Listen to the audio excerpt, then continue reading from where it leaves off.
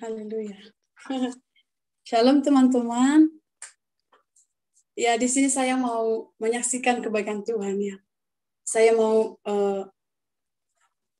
apa yang saya dapat itu ketika ada sesuatu hal yang saya alami.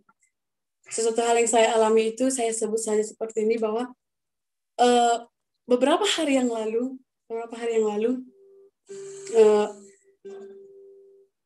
saya sedang, kalau saya sebut mungkin bagi teman itu mah hal biasa gitu atau hal kecilnya itu. Ini hal kecil yang saya sedang kerjakan ini.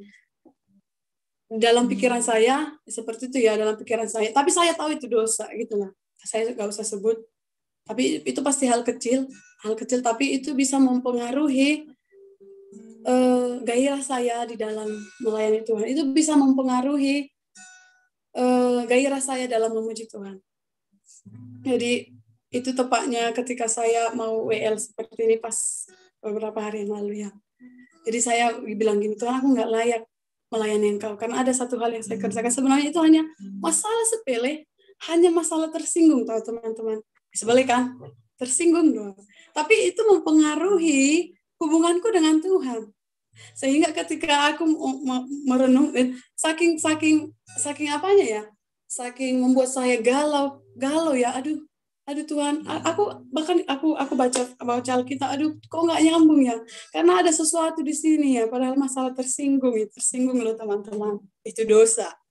Jadi tersinggung, mau mencuri, mau berbohong, itu sama dosanya, sama itu di hadapan Tuhan dosanya, nggak seperti kalau di negara ya, mencuri uang 1.000 dengan mencuri uang 1 juta pasti hukumannya beda, tapi di hadapan Tuhan tidak, kan gitu. Dan ketika itu terjadi, saya bertanya kepada seseorang ya yang saya anggap lebih senior dari saya, maksudnya ya seperti pemimpin lah ya, seperti pemimpin. Saya tanya, aku bilang ini kata korslet, aku sedang korslet loh Pak. Aku nggak bisa melayani Tuhan hari ini. Kenapa kok korslet? Aku korslet nggak tahu kenapa aku korslet. Disuruhnya aku berdoa, disuruhnya aku baca Alkitab. Aku udah baca Alkitab, ya udah minta ampun lah di hadapan Tuhan. Sudah berulang kali aku minta ampun loh Kak. Setiap menitnya aku minta ampun, Tuhan ampuni aku. Tapi teman-teman, yang membuat saya lepas dari situ, yang membuat saya bebas dari situ, ya saya lakukan apa yang dilakukannya dan memang damai. Tapi belum, masih ada ternyata apa ya, dosa yang kecil itu, mungkin menurut kita kecil lah dosa tersinggung, tapi itu sepertinya ingin mengikatku ya kan, mengikatku supaya saya gitu dalam berjalan mengikuti kebenaran firman Tuhan itu berhenti atau setidaknya lama kan kurang asam iblis ini ya kan. Jadi lama atau aku akan mutar-mutar nanti di sini, mutar-mutar karena masalah itu teman-teman. Terus aku berdoa, aku mengaku di hadapan Tuhan, aku nangis, Tuhan aku melakukan dosa ini, aku tadi sakit hati tadi aku Tuhan, salah itu loh teman-teman. Aku bilang sama Tuhan, aku nangis. Ada amin. Dan ketika aku baca, ya maksudnya sudah amin gitu loh Bang Cok. Luar biasa Bang Cok kita.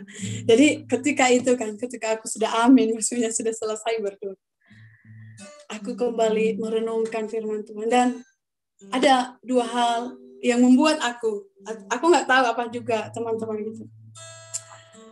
Intimidasi dan kesombongan. Aku terintimidasi dosa yang itu ya, karena aku juga ketika mau datang melayani Tuhan, ketika mau melayani Tuhan, udah tahu lah melayani Tuhan gimana, walaupun nggak hanya di mimbar saja kan. Ketika aku terintimidasi, mana bisa aku melayani Tuhan? Nggak bisa. Tapi ketika aku merasa aku baik-baik saja, itu sombong, aku juga nggak bisa melayani Tuhan.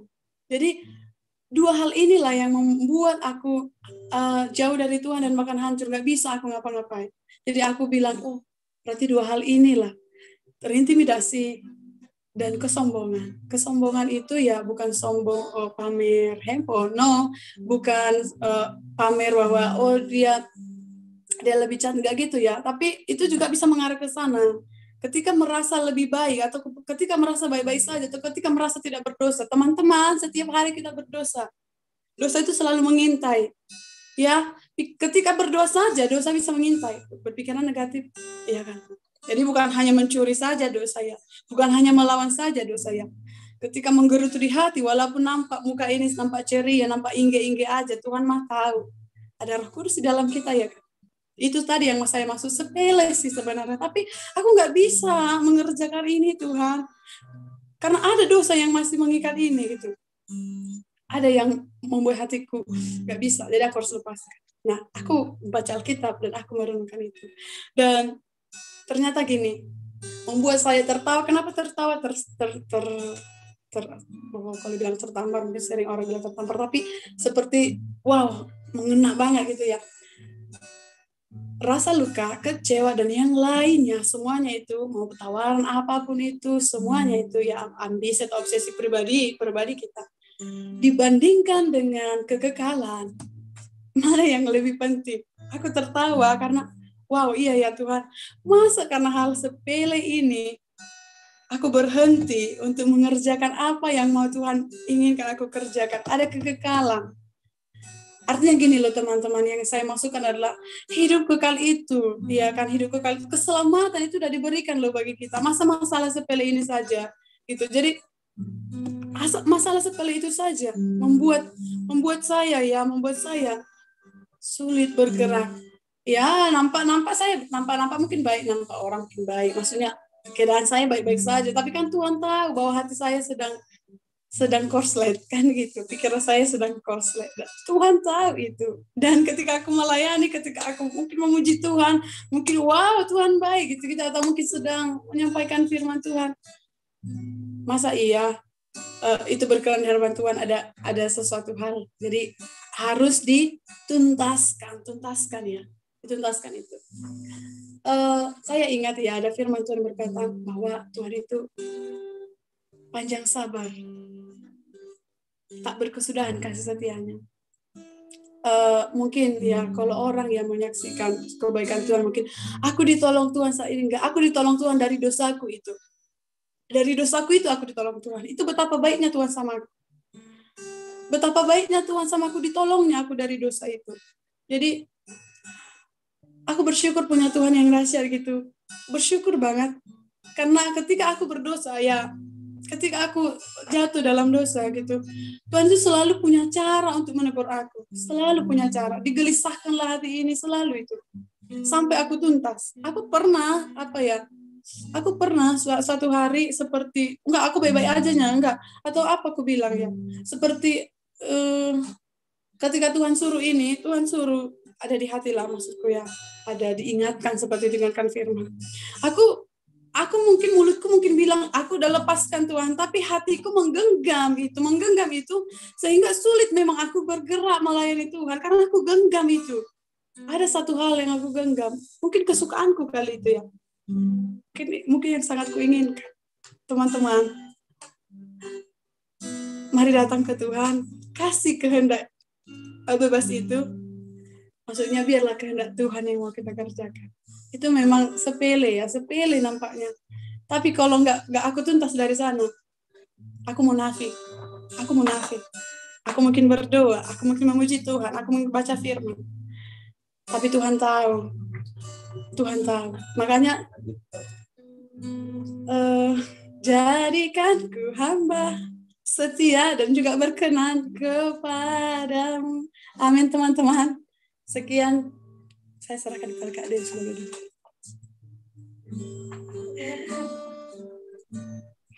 Ya, puji nama Tuhan. Tadi itu kesaksian dari Marsolina. Dari Rona, karena Marsolina sama Rona ini sering bersama-sama. Puji Tuhan. Jadi jangan simpan sedikit pun sakit hati ya. Tuntaskan langsung. Sebelum matahari terbenam harus sudah selesai, kata firman Tuhan. Oke, rekan-rekan semua, ya silakan nanti selesai saat teduh ini, jika masih ada yang mengganjal, masuk ke kamar, tuntaskan sama Tuhan. Kalau orangnya ada di sekitar kita, langsung jumpai, ajak ngobrol, berbicara, bereskan. Kita besok retreat dengan sukacita. Amin. Amin. Oke, rekan-rekan sekarang, silakan dibuka mic-nya, silakan dibuka videonya, kita akan deklarasi. Ya. Silakan, oke, sama-sama deklarasi.